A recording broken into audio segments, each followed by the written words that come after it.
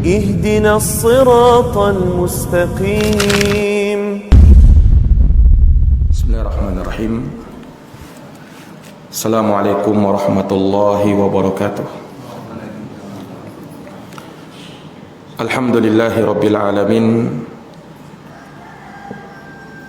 وبه نستعين على أمور الدنيا والدين. أشهد أن لا إله إلا الله وحده لا شريك له وأشهد أن محمدا عبده ورسوله صلى الله عليه وعلى آله وصحبه ومن تبعهم بإحسان إلى يوم الدين وسلم تسليما كثيرا. أما بعد. Ma'asyiral muslimin, para hadirin jamaah yang dirahmati dan dimuliakan oleh Allah, kita senantiasa bersyukur kepada Allah Subhanahu wa taala atas segala rahmat, nikmat, kebaikan dan keberkahan yang senantiasa Allah Subhanahu wa taala berikan kepada kita, dan senantiasa kita haturkan salawat dan salam semoga terlimpahkan dan terkucurkan selalu kepada Nabi besar Muhammad sallallahu alaihi wasallam, berikut keluarga dan para sahabat serta orang-orang yang senantiasa mengikuti jalannya sampai hari kiamat. Para hadirin yang dirahmati dan dimuliakan oleh Allah, di subuh hari yang berbahagia ini, seperti biasa kita akan melanjutkan pembahasan terkait dengan akhlak dan adab di dalam Islam. Kita ambilkan dari kitab Bulughul Maram, dari Kitabul Jami', di mana kita masih dalam bab At-Tarhib min Masawi'il Akhlaq, ancaman, kecaman dari akhlak-akhlak yang buruk.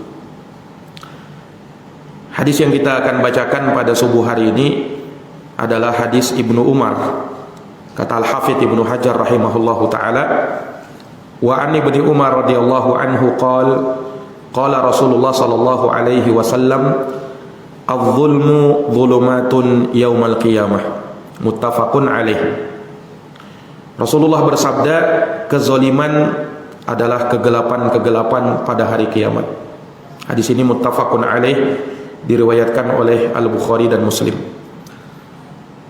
Nah, hadis ini bersumber dari sahabat Ibnu Umar yang dikenal dengan nama Abdullah, anak dari sahabat yang mulia Umar bin Khattab.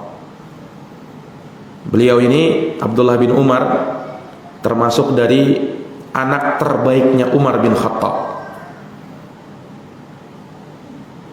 Bagaimana tidak, pada Abdullah bin Umar terkumpul banyak ilmu. Makanya sangat banyak riwayat-riwayat hadis bersumber dari Abdullah bin Umar ini. Dan beliau menempati posisi kedua yang terbanyak meriwayatkan hadis setelah Abu Bakar As-Siddiq. Nah, dan beliau juga salah satu dari Al-Abadilatul Arba'ah, 4 Abdullah yang punya ilmu sangat banyak. Pertama Abdullah bin Abbas, kedua Abdullah bin Amr bin Al-As, ketiga Abdullah ibnu Zubair, dan yang keempat Abdullah bin Umar. Ya, diistilahkan dengan Al-Abadilatul Arba'ah, 4 Abdullah. Walaupun sahabat Nabi yang bernama Abdullah itu bukan hanya 4 orang ini aja, banyak sahabat Nabi bernama Abdullah, termasuk Abu Bakar As-Siddiq, namanya juga Abdullah bin Utsman bin Abi Quhafah. Juga di sana ada namanya Abdullah bin Salam. Bahkan yang lebih senior lagi Abdullah bin Mas'ud. Ada juga Abdullah bin Unais, Abdullah bin Mughaffal, dan banyak lagi sahabat bernama Abdullah. Tapi diistilahkan 4 Abdullah karena mereka banyak kemiripan. Pertama, mirip dari sisi kemudaan. Mereka umurnya sama-sama muda, ya. Beda dengan Abdullah bin Mas'ud yang lebih senior dan lebih tua. Beda dengan sahabat Abu Bakar yang juga bernama Abdullah bin Utsman, lebih senior lagi.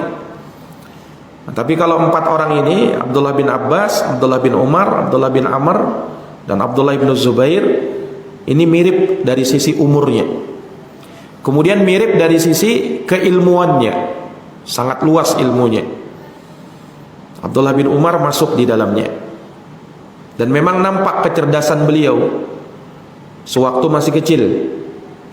Ketika Nabi SAW pernah bertanya, ada sebuah pohon, yang pohon itu kata Nabi sangat mirip dengan perumpamaan seorang yang beriman. Ditanya oleh Nabi kepada sahabat, di situ ada Abu Bakar dan Umar. Maka tidak ada seorang pun yang bisa memberikan jawaban yang benar. Yang lainnya mengatakan tidak tahu dan diam, tidak bisa menjawab. Abdullah bin Umar terbersit dalam hatinya bahwa pohon yang dimaksud oleh Nabi adalah nakhlah, pohon korma. Dan Nabi menjawab, karena tidak ada yang memberikan jawaban, beliau berkata pohon itu adalah pohon kurma. Persis seperti yang disangka oleh Ibnu Umar. Nah, maka ditanyakan kepada beliau, kenapa waktu itu tidak menjawab pertanyaannya Rasulullah SAW? Maka beliau mengatakan bahwa aku segan dengan apa? Dengan sahabat-sahabat yang lebih senior yang ada di situ. Di situ ada Abu Bakar, di situ ada Umar. Nah, ini menunjukkan kecerdasan Abdullah bin Umar radhiyallahu taala anhu. Nah, dan beliau juga ini dikenal dengan sahabat yang sangat berpegang teguh dengan sunnahnya Nabi sallallahu alaihi wasallam. Tidak ada satupun yang dibuat oleh Nabi kecuali Ibnu Umar juga ikut mengerjakannya. Dan memang beliau paham betul dengan sunnah Nabi, karena Abdullah bin Umar ini punya kedekatan khusus dengan Nabi sallallahu alaihi wasallam. Abdullah bin Umar masih iparnya Nabi, ya kan? Karena saudaranya Abdullah bin Umar yang bernama Hafsah menikah dan menjadi istri Rasulullah sallallahu alaihi wasallam. Berarti Ibnu Umar ini iparnya Nabi. Dan Nabi SAW sangat senang dengan beliau, bahkan memuji Abdullah bin Umar. Rasulullah bersabda, "Inna Abdallahi rajulun saleh." Sesungguhnya ini rekomendasi dari Nabi sallallahu alaihi wasallam. Bahkan disebutkan dalam riwayat, tatkala dikatakan bahwa Abdullah bin Umar itu orang yang terbaik, seandainya dia menegakkan qiyamul lail, salat malam, maka disebutkan bahwa semenjak beliau mendengarkan itu dari Nabi SAW, maka beliau tidak pernah ketinggalan salat malam sampai beliau meninggal dunia. Nah, jadi sahabat Nabi SAW itu mereka bukan hanya semangat dalam ilmu, tapi mereka juga semangat dalam mengamalkan ilmu. Ini yang hendaknya harus kita perhatikan. Karena ada sebagian orang itu semangat dalam berilmu tapi malas beramal. Nuntut ilmu Masya Allah semangat, tapi beramal dia kurang. Ada orang juga semangat beramal tapi tidak semangat nuntut ilmu. Nah, orang yang terbaik manakala dia mengumpulkan dua perkara tadi, semangat menuntut ilmu, semangat mengamalkan ilmu. Sebagaimana Abdullah bin Umar seperti itu orangnya. Beliau orang yang semangat dalam menimba ilmu dari Nabi SAW, menghafalkan hadis dari Nabi. Bersamaan dengan itu juga beliau tidak ketinggalan, juga semangat dalam apa? Di dalam mengamalkan ilmu yang beliau dapatkan. Nah, para hadirin yang dirahmati dan dimuliakan oleh Allah, hadis yang beliau sebutkan di sini, di mana beliau terima dari Rasulullah sallallahu alaihi wasallam, Rasulullah bersabda, "Az-zulmu zulumatun yaumal qiyamah." Kezaliman adalah kegelapan-kegelapan pada hari kiamat. Muttafaqun alaih. Hadisnya riwayat Bukhari dan Muslim. Dari hadis yang mulia ini kita bisa mengambil faidah akan keharaman dari perbuatan zolim. Dan ini mencakup zolim terhadap diri sendiri, zolim kepada orang lain, dan zolim dengan makna kesyirikan kepada Allah Subhanahu wa taala. Iya. Dan zolim dibawakan di sini oleh Al-Hafidz Ibnu Hajar haditsnya menunjukkan bahwa di antara akhlak yang buruk adalah perbuatan kezoliman. Apa itu zolim? Zolim lawannya adalah al-adl, keadilan. Orang yang tidak adil berarti dia zolim. Orang yang tidak zolim berarti dia adil. Keadilan adalah meletakkan sesuatu pada tempatnya. Wad'u syai' fi maudhi'ih. Lawannya kezoliman. Berarti kezoliman apa? Wad'u syai' fi ghairi maudhi'ih. Zolim itu artinya meletakkan sesuatu bukan pada tempatnya. Meletakkan sesuatu bukan pada tempatnya. Ini zolim. Zolim juga bisa bermakna mengurangi. Seseorang yang mengurangi hak orang lain, itu namanya zolim. Makanya disebutkan dalam Quran bahasa ini dalam surat Al-Kahfi ayat 33. Kiltal jannataini atat ukulaha walam tazlim minhu syai'a. Kata Allah Subhanahu wa taala, maka itulah dua kebun yang menghasilkan buahnya dan ia tidaklah dizolimi, maksudnya tidak dikurangi buahnya sedikit pun juga. Di sini zolim bermakna mengurangi. Nah, jadi kezoliman berputar pada makna ini. Bisa bermakna mengurangi atau bermakna meletakkan sesuatu bukan pada tempatnya. Nah, kezoliman yang paling besar adalah kesyirikan kepada Allah Subhanahu wa taala. Ini sesuai dengan nas hadis Nabi atau ayat di dalam Al-Qur'an. Ketika Allah Subhanahu wa taala menceritakan nasihatnya Luqman kepada anaknya. Allah Subhanahu wa taala menghikayatkan ucapannya, "Ya bunayya la tusyrik billah, innasyirka la dzulmun 'adzim." Wahai anakku, janganlah engkau berbuat syirik kepada Allah, karena sesungguhnya syirik adalah kezoliman yang paling besar. Dari sisi mana syirik itu dinamakan zolim? Tadi sudah kita sebutkan makna zolim ya. Bisa makna mengurangi, bisa makna meletakkan sesuatu bukan pada tempatnya. Nah, syirik dikatakan zolim karena syirik itu mengurangi haknya Allah. Itu yang pertama. Dan syirik dinamakan zolim karena dengan perbuatan syirik dia telah meletakkan ibadah bukan pada tempatnya. Harusnya ibadah kepada siapa? Kepada Allah. Nah, orang yang syirik dia meletakkan ibadah itu bukan pada tempatnya. Sesuai dengan makna kezoliman tadi, az-zulmu, kezoliman adalah meletakkan sesuatu bukan pada tempatnya. Syirik meletakkan ibadah bukan pada tempatnya. Maka dari sanalah syirik itu dinamakan zolim. Bahkan termasuk dari kezoliman yang paling besar. Makanya ketika menafsirkan ayat alladzina amanu, orang-orang yang beriman, walam yalbisu imanahum bizulmin, dan mereka tidak mencampur adukan iman mereka dengan zolim. Orang yang beriman dan tidak mencampur adukan iman mereka dengan kezoliman. Kezoliman di sini maksudnya kesyirikan. Jadi Allah bahasakan syirik dengan kezaliman. Orang yang beriman dan mereka tidak mencampur adukan iman mereka dengan kesyirikan. Ulaika lahumul amnu wa hum muhtadun. Mereka itulah orang-orang yang beriman dan mereka itu orang-orang yang mendapatkan petunjuk.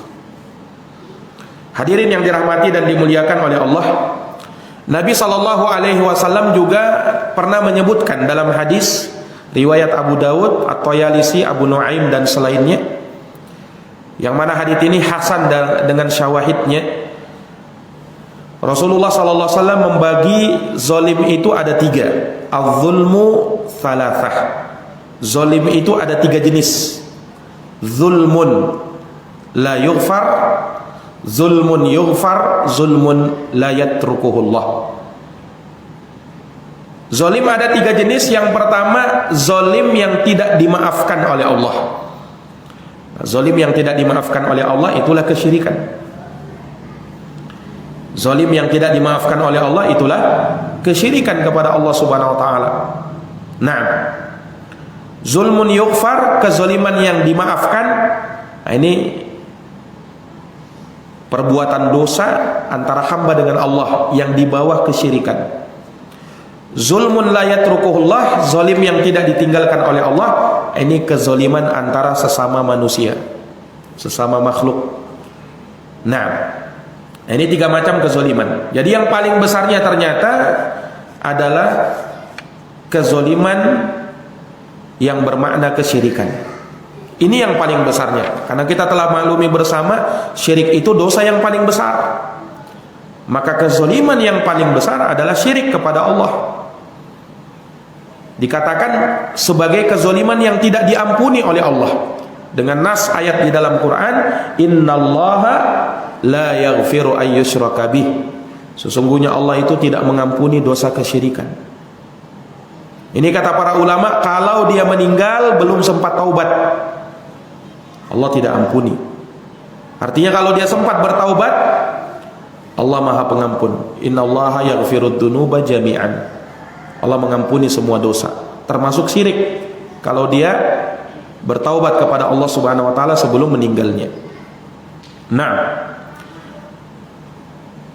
hadirin yang dirahmati dan dimuliakan oleh Allah, kesyirikan inilah yang menghapuskan semua amalan. Ya. Makanya Allah mengatakan walau asyraku la habita anhum ma kanu ya'malun. Andaikan mereka berbuat syirik, maka terhapuslah seluruh amal mereka. Wa qadimna ila ma 'amilu min 'amalin faja'alnahu haba'an mansura. Kami hadapi amalan yang mereka kerjakan, lalu kami jadikan itu amalan bagai debu yang berterbangan. Adapun jenis yang kedua, zalim yang dimaafkan. Dibahasakan juga kezaliman kepada diri sendiri. Kezaliman kepada diri sendiri. Nah, kezaliman kepada diri sendiri ini perbuatan dosa yang dibawa syirik, minum khamar, berzina. Hakikatnya itu menzolimi dirinya sendiri. Iya. Dan Allah Subhanahu wa taala berfirman di dalam Al-Qur'an, "Faminhum zalimun li nafsihi." Di antara manusia ada orang-orang yang menzolimi dirinya sendiri dengan melakukan perbuatan dosa dan maksiat. Hakikatnya dia telah menzolimi dirinya sendiri. Dan Allah Subhanahu wa taala menyebutkan di dalam Al-Qur'an, "Walladzina idza fa'alu fahishatan aw zalamu anfusahum." Dan orang-orang yang mereka melakukan perbuatan yang keji atau telah menzolimi diri-diri mereka.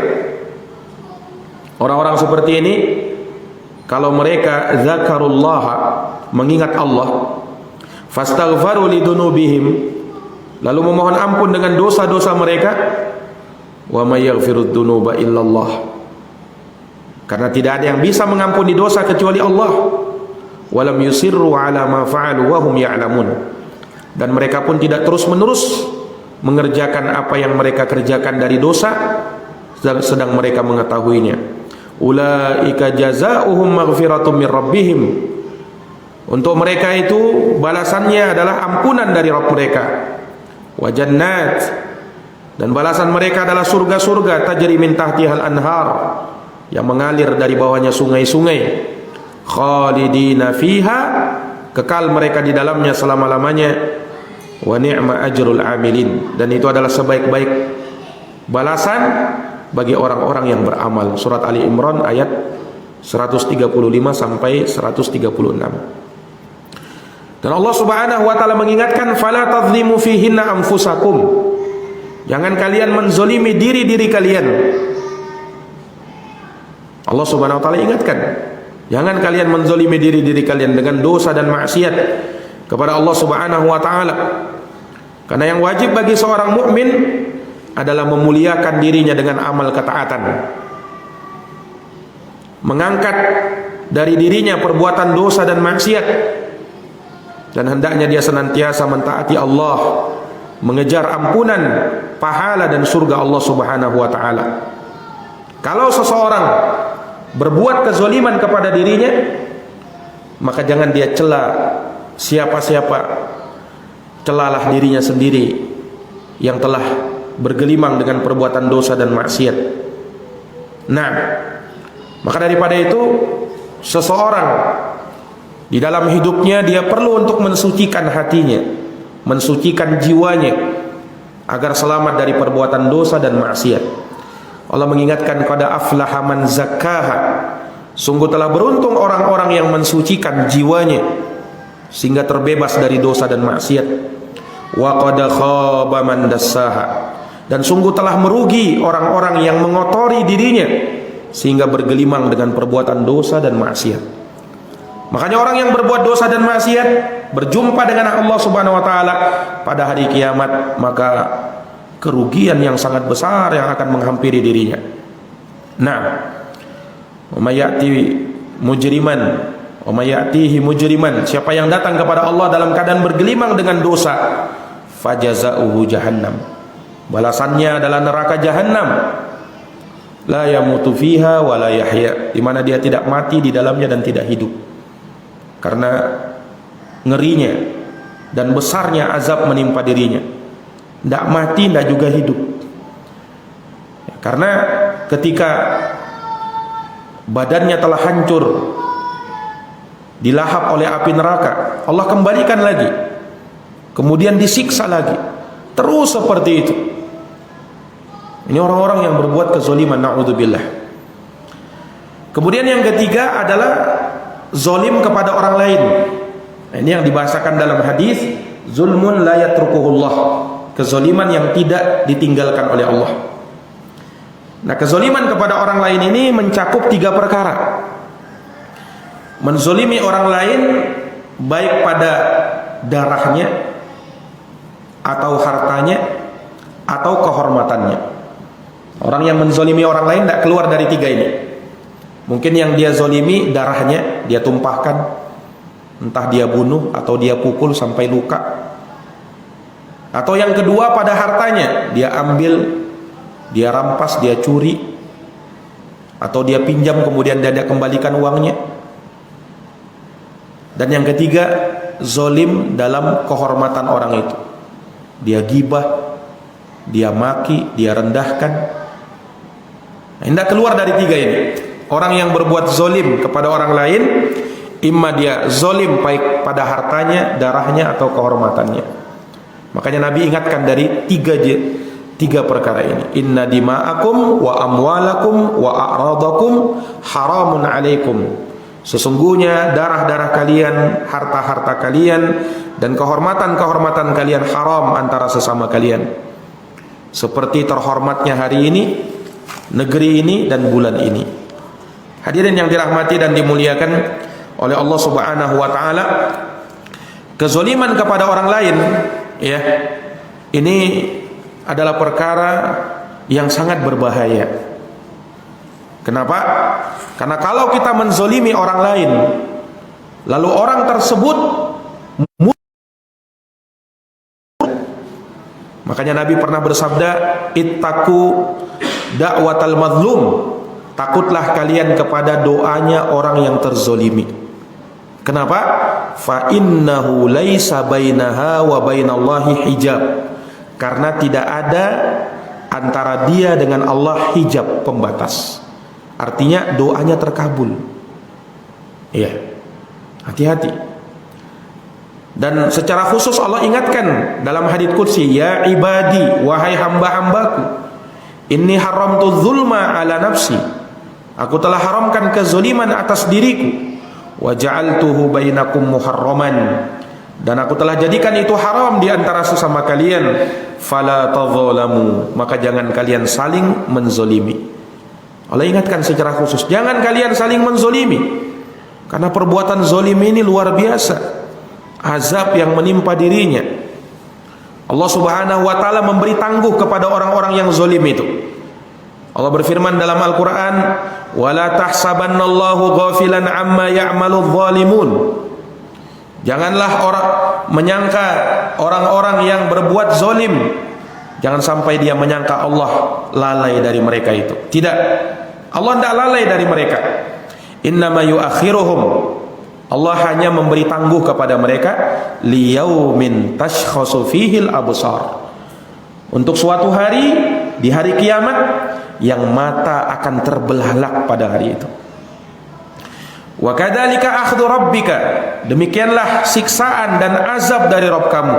Idza akhadhal qura, apabila Allah mengazab penduduk suatu kampung, wahya zalimah, dalam keadaan penduduk kampung itu berbuat kezaliman, inna akhdahu alimun syadid, sesungguhnya hukuman Allah sangat keras lagi sangat pedih. Jadi terkadang Allah beri tangguh kepada orang-orang zalim ini. Ima dia bertobat atau ima dia terus meneruskan kezalimannya. Rasulullah bersabda dalam sebuah hadis, innallaha yumli lidzalim. Allah memberi tangguh kepada orang yang zalim. Hatta idza akhadahu lam yuflithu. Sampai tatkala Allah menghukum mereka, maka mereka tidak bisa lepas lagi dengan hukuman Allah Subhanahu wa taala. Hadis riwayat Al-Bukhari dan Muslim. Ini para hadirin yang dirahmati dan dimuliakan oleh Allah. Nah, kezaliman kepada orang lain ini tidak dimaafkan oleh Allah kecuali kalau orang tersebut meminta maaf kepada orang yang pernah dia zalimi. Jadi tidak cukup sekedar dia taubat sama Allah. Dia harus minta kerelaan dengan orang yang pernah dia zalimi. Nah, masalahnya kalau orang yang pernah kita zalimi meninggal, sudah tidak ada. Ini masalah bagi dia. Kalau orangnya masih hidup, kita bisa datangi minta maaf sama dia. Kalau hartanya pernah kita ambil, kembalikan sama dia. Kalau pernah kita gibahi dia, tuntut balas ya. Atau minta kerelaan. Kalau orangnya masih hidup. Kalau orangnya sudah meninggal, nah, ini masalah bagi dia. Karena ketika kezaliman itu belum diselesaikan di dunia, Allah selesaikan nanti di akhirat, di sebuah jembatan yang namanya qantarah. Jadi nanti pada hari kiamat, seseorang kalau sudah melewati sirat, jembatan itu yang di bawahnya neraka jahanam itu, kalau sudah berhasil, masih ada jembatan yang lain. Namanya apa? Al-Qantarah. Nah, disinilah, di Qantarah inilah akan diselesaikan kezoliman-kezoliman yang terjadi antara sesama manusia. Di situ diselesaikan.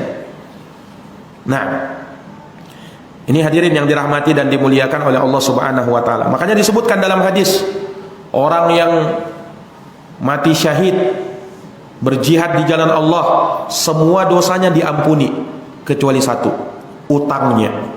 Utang yang belum dia bayar. Sengaja dia berutang kemudian tidak bayar. Ini zalim. Nah, ini kezaliman.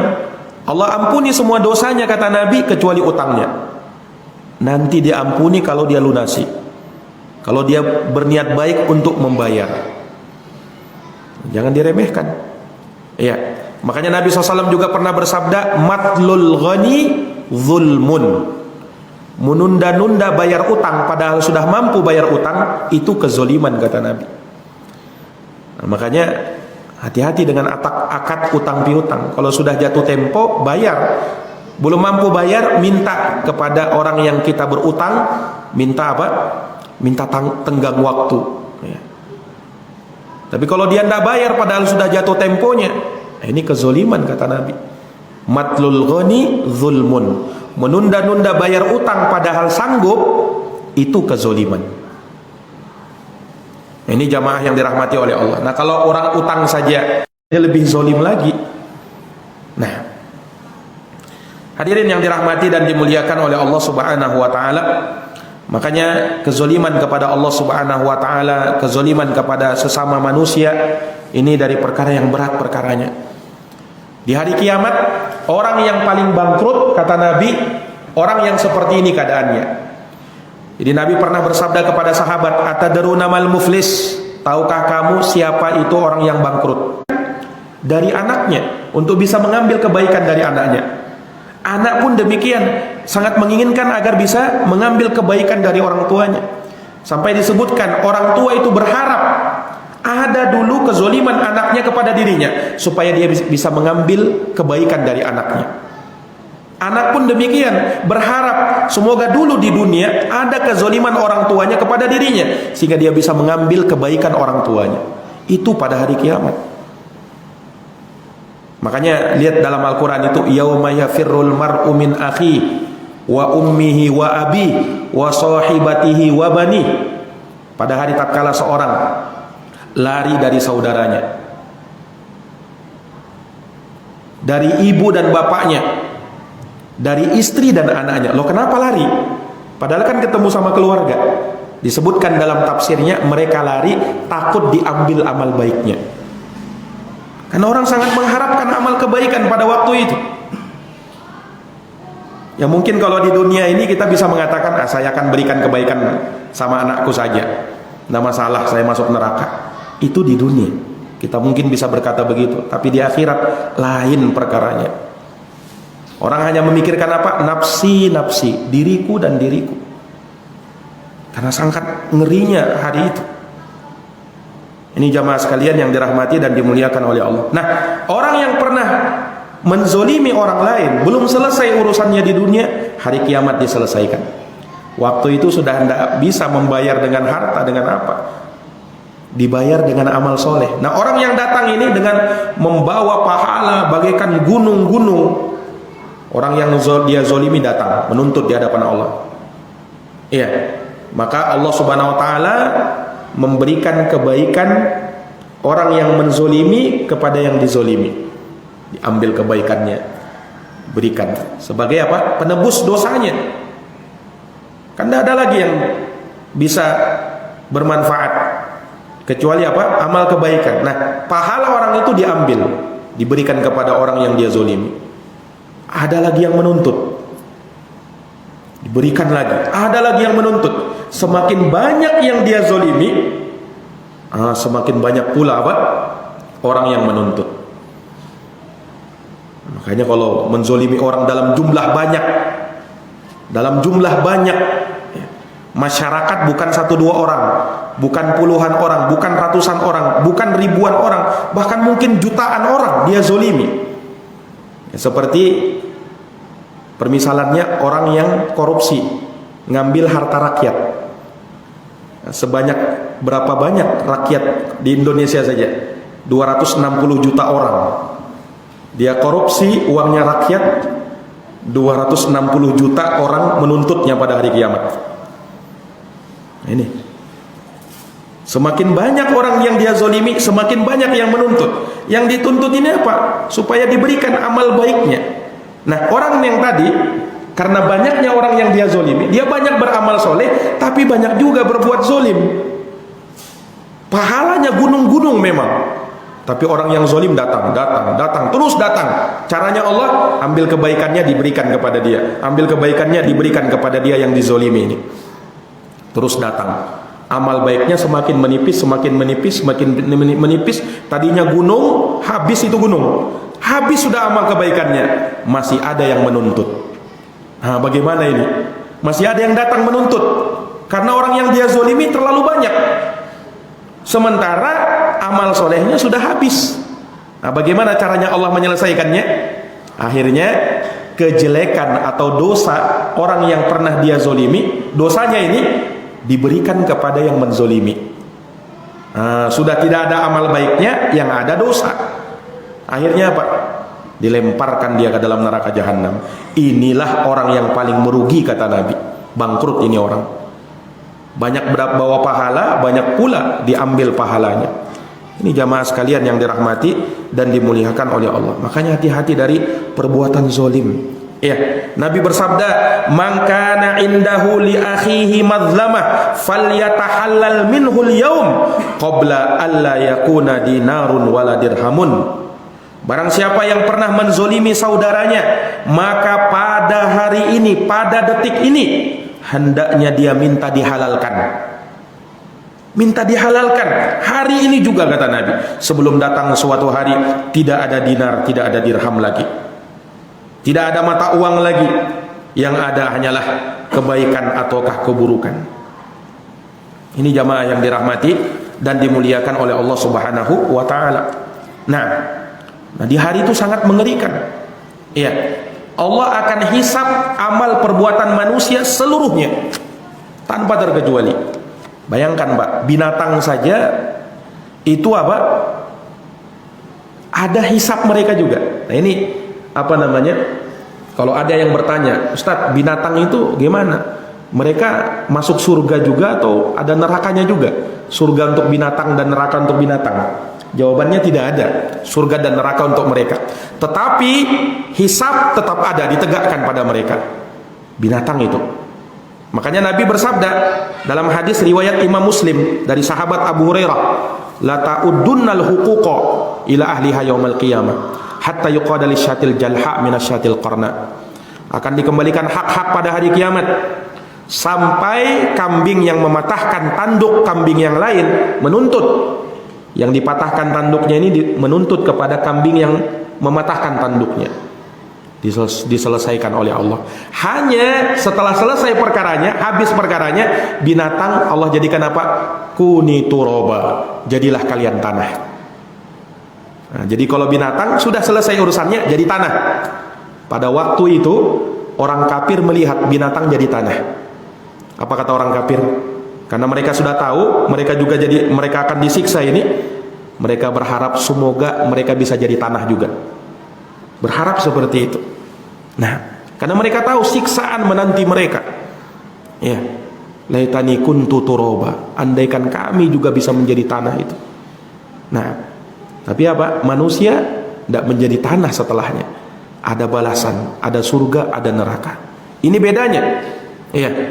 Jadi kalau hewan sudah selesai urusannya jadi tanah, manusia selesai urusannya yang menanti surga atau neraka. Surga atau neraka. Nah, ini para jamaah yang dirahmati dan dimuliakan oleh Allah Subhanahu wa taala. Timbangan akan ditegakkan. Wa nada'ul mawazinal qista liyaumil qiyamah. Akan diletakkan timbangan-timbangan keadilan pada hari kiamat. Fala tuzlamu nafsun syai'a. Tidak ada satupun yang terzolimi pada hari itu, sedikit pun juga. Wa in kana mithqala habatin min khardal ataina biha. Walaupun dia beramal seberat biji sawi, kami akan datangkan tuh amalan. Wa kafa bina hasibin, cukuplah kami sebagai yang terbaik dalam menghisap manusia. Ini jamaah sekalian yang dirahmati dan dimuliakan oleh Allah. Makanya menzolimi orang lain ini dosa yang Allah Subhanahu wa taala haramkan. Ya. Dan perkaranya sangat besar nanti di hadapan Allah Subhanahu wa taala. Lihat dosanya orang yang apa namanya? Menzolimi orang lain dengan harta. Min malim ri'im muslim bighairi haqq faqad aujaballahu alaihi nar wa harrama alaihi jannah. Barang siapa yang mengambil harta saudaranya tanpa hak, tanpa alasan yang dibenarkan, maka haram baginya surga, tempatnya neraka. Sahabat tanya, ya Rasulullah, wa in kana syai'an yasira? Ya Rasul, apakah seperti itu juga hukumnya walaupun yang dia ambil itu sesuatu yang sedikit? Kata Nabi, walau kana qadiban min Arab, meskipun yang dia ambil sebatang kayu. Walaupun yang dia ambil sebatang kayu, kata Nabi sallallahu alaihi wasallam. Orang yang ngambil tanah orang lain, dia pindah patoknya. Dia pindah patoknya walau sejengkal. Kata Nabi apa? Man zalama qaida shibrin min ardi akhihil muslim tawaqahu Allahu yaumal qiyamah bisab'i aradin. Siapa yang ngambil tanah milik saudaranya sejengkal. Sejengkal kan segini aja ya? Sejengkal, satu kilan. Nah, siapa yang ngambil tanah saudaranya cuman segini? Nah, itulah yang mirip-mirip yang mindah-mindah patok itu kan. Dia geser-geser sedikit, sejengkal aja. Kata Nabi, di hari kiamat dikalungkan di lehernya 7 lapis bumi. Nah, itu nggak bisa kebayang kita kan. Gimana itu ya? Kok 7 lapis bumi? Satu bumi saja ngerinya bukan main. Ini 7 lapis di lehernya lagi. Nah, itu tidak bisa kebayang kita. Gimana itu caranya itu? Allah Subhanahu wa taala memberi hukuman seperti itu. Nah, ini peringatan bagi orang-orang yang ngambil nyerobot tanah orang lain, ya. Mengaku-aku tanahnya dirinya. Banyak kan sekarang ini tanah itu bermasalah. Ya, karena apa? Ada orang yang jual tanah mengaku tanahnya, ini tanah saya, padahal bukan tanahnya. Nah, sejengkal saja sudah mengerikan begitu. Bagaimana lagi kalau lebih daripada itu? Kezoliman tidak bisa dianggap remeh. Ini jamaah sekalian yang dirahmati dan dimuliakan oleh Allah. Perhatikan, Nabi SAW menyebutkan bahwa kezoliman itu kegelapan pada hari kiamat. Kenapa begitu? Karena disebutkan ya bahwasanya di hari kiamat ada namanya peristiwa zalamah, kegelapan. Nah, di hari itu gelap, manusia tidak bisa melihat badannya, tidak bisa melihat kakinya, gelap. Di antara manusia ada yang diberikan cahaya oleh Allah. Nah, cahayanya mereka ini pun bertingkat-tingkat. Ada yang cahayanya luar biasa seperti gunung, cahayanya menyinari dirinya. Ada yang cahayanya ya besar tapi agak kurang, tidak seperti gunung. Ada cahayanya menyinari di sekitarnya saja. Ada yang cahayanya sangat sedikit, bahkan ada yang cahayanya cuman di ujung kukunya saja. Dia jaga itu cahayanya jangan sampai hilang, karena gelap ini. Orang kalau sudah gelap kan bagaimana itu? Nah disebutkan di dalam Al-Qur'an, yauma taral mu'minina wal mu'minat yas'a nuruhum baina aydihim. Pada hari engkau melihat, kata Allah, orang-orang yang beriman laki-laki dan perempuan, mereka berusaha menjaga cahaya mereka yang ada di hadapan mereka. Orang-orang munafik bagaimana? Yauma yaqulul munafiquna wal munafiqat lilladina amanu unzuruna naqtabis min nurikum. Pada hari tatkala orang-orang munafik, laki dan perempuan, mereka berkata kepada orang-orang yang beriman, tunggu kami ingin mengambil sedikit cahayamu. Jadi orang-orang kafir, orang-orang munafik di hari kiamat tidak dapat cahaya, tidak kebagian cahaya. Nah, mereka ingin minta cahaya dari orang-orang yang beriman. Apa yang dikatakan kepada mereka? Qilarji'u wara'akum. Dikatakan kepada mereka, kembalilah kalian ke belakang. Faltamisu nura, cari cahaya kalian sendiri. Faduriba bainahum bisurin lahu bab. Lalu dibuatkan untuk mereka, di antara mereka ada dinding yang membatasi mereka, yang punya pintu. Batinuhu fihi rahmah wa zahiruhu min qibalihil adab.